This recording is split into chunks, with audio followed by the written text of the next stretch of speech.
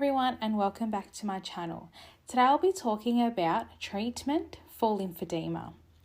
So as I mentioned in my previous video, lymphedema is a progressive condition. Therefore, the correct steps need to be in place as soon as this condition is detected. So management strategies were discussed in my previous video, and today I'll be talking about them a little bit, just very slightly in today's video. So mainly in this video today, I'll be discussing treatment options for lymphedema. So when can treatment start? So after an accurate diagnosis by your lymphedema specialist has been made, treatment can start. Although there is no absolute cure for lymphedema, effective management and treatment options can be put into place, and these can help reduce the swelling, any pains and aches in the area as well. So the treatment options include two main modalities, and these are non-surgical and surgical options. It is very important to take note that if you do suspect you do have lymphedema, go see a doctor or your specialist before undertaking any at-home treatments. So firstly, for non-surgical treatments, patient education is both crucial and mandatory, as it helps in reducing harm caused by the patient, and it may assist with effective management. So skincare, lymphatic massage, exercise and compression have all been outlined in my previous video for being the best management strategies for lymphedema, as they all aid in reducing the swelling of the affected area. They also come under the umbrella of non-surgical treatments. So another modality that comes under non-surgical treatments are laser therapy. So laser therapy comes under low-level laser therapy, or LLT, and in a randomized trial, it was observed that low-level laser therapy improved physical movement as well as patient pain score.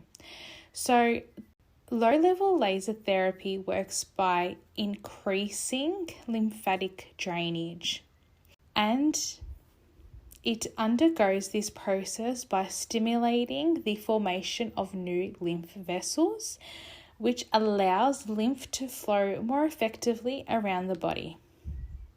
So non-surgical treatments are all seen to aid in the flow of fluid. As the flow of fluid is a process that's highly compromised in a patient with lymphedema, if management isn't undertaken immediately when the lymphedema has been diagnosed, these non-surgical treatments may not provide the best benefit. So as this is a progressive condition, further treatments may have to be implemented, and these treatments are surgical. So now let's look into more surgical techniques. Now, will point out that some of these images may be a bit confronting to some viewers, so please take that into consideration within these next few slides. So our first surgical treatment, or our first surgical technique, is vascularized lymph node transfer, or VLNT. Now, this is a microsurgery technique for treating mild to moderate lymphedema. So this is seen usually as a minimal invasive procedure. So during this microsurgery, functioning lymph nodes and vessels that are found mainly in the abdomen are carefully selected by the surgeon and removed, along with veins and some surrounding tissue. So the functioning lymph nodes and vessels are then transferred to the affected area. This is where the blood vessels get reconnected. So then the well-functioning lymph nodes then stimulate growth of new lymph nodes, and that all aids in effective flow throughout the body. So in this image here, we can see how that process kind of works and how it's kind of done, with the opening of the arm folds there, and then you can see the lymph nodes up the very top there. They just look like a ball of little dots in there, and that's all the lymph nodes. So they'll be transferring to a better section that has better flow. So they'll be transported to that section that has better functioning lymph nodes.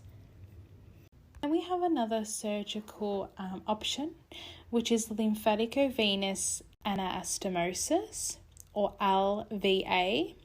Now, this can also be referred to as lymphovenous bypass.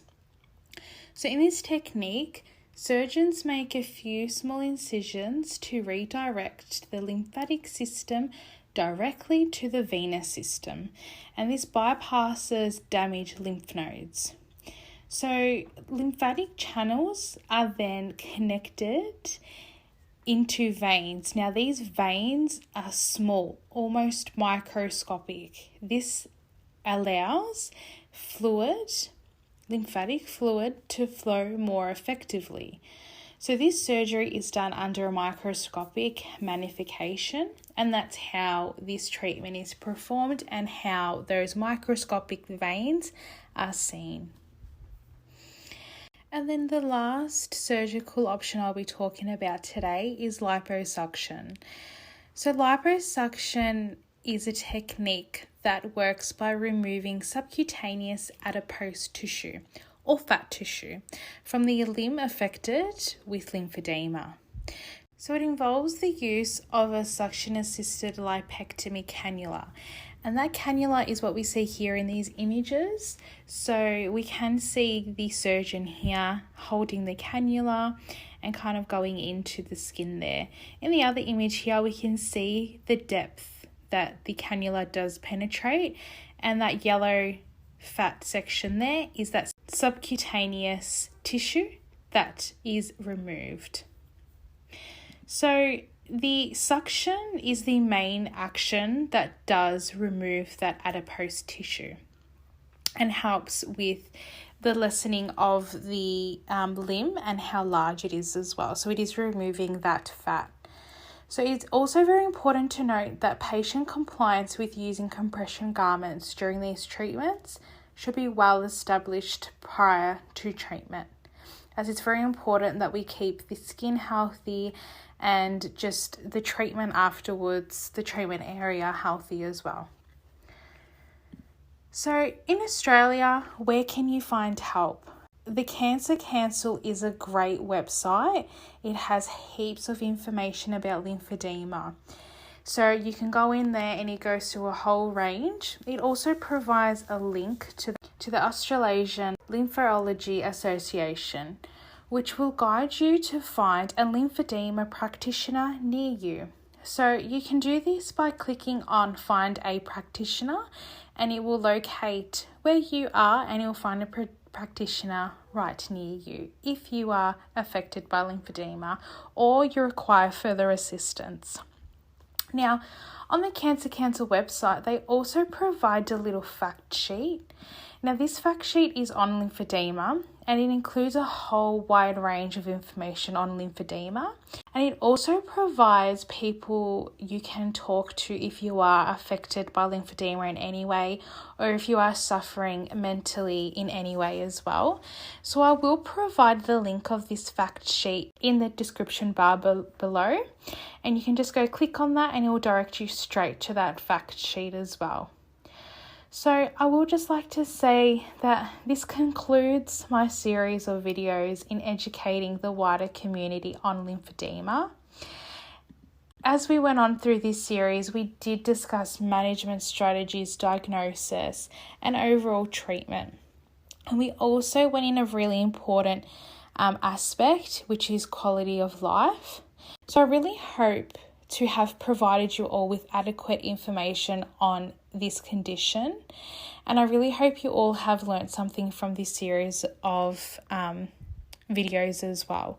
So again, thank you so much for watching my series of videos. There is also a little survey that I have created, and it's linked also in the description bar below. So if you could, please go and click on that survey, fill it out for me. Be as truthful as possible. Any feedback is good feedback for me. And I'd love to just hear your thoughts and feelings on these series of videos. So thank you again for watching, and I hope to see you soon. Bye.